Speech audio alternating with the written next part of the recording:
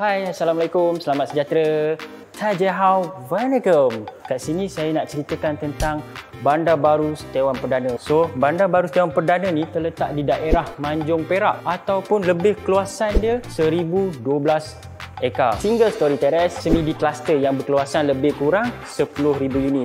Pada yang mungkin kata, alamak, tak apalah, kecil lah. Okey, kita ada juga banglo guys. Jadi kalau korang tunggu dekat sini, tinggal unit berapa je lagi. Harga dia memang murah, sangat murah. Mana ada tempat landed harga macam ni. Sini je landed area dekat Perak dan yang paling terbesar dekat sini. So korang mungkin fikir, alamak, murah lah, takutlah pula kualiti tak okey. Nak tahu tak, Bandar Baru Setiawan Perdana ni merupakan bandar yang diiktiraf oleh iProperty, iaitu bandar yang berpatutan terbaik di sini pada 2019.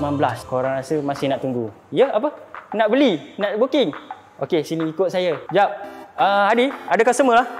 Hai guys, bertemu kembali dengan saya, Adi, pecinta paduk paling waknat. Okey, kita nak ceritakan sikit sebanyak tentang Bandar Baru Setiawan Perdana. Apa yang ada kat situ? Kita ada balai polis, balai bomba, pejabat kerajaan. Wow, kiranya mesti ada swimming pool bertaraf Olimpik. Of course, kalau renang tu bersaiz Olimpik. Kort futsal, pelanggan futsal pun kita ada. Maknanya mesti ada kort badminton. Ini kaki smash, mestilah ada orang badminton.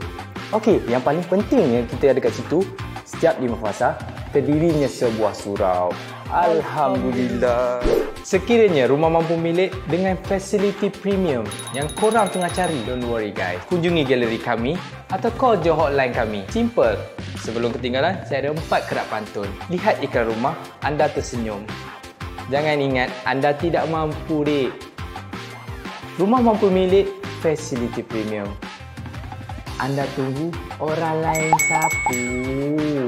Good deal doesn't wait. Apa hal? Back in dulu.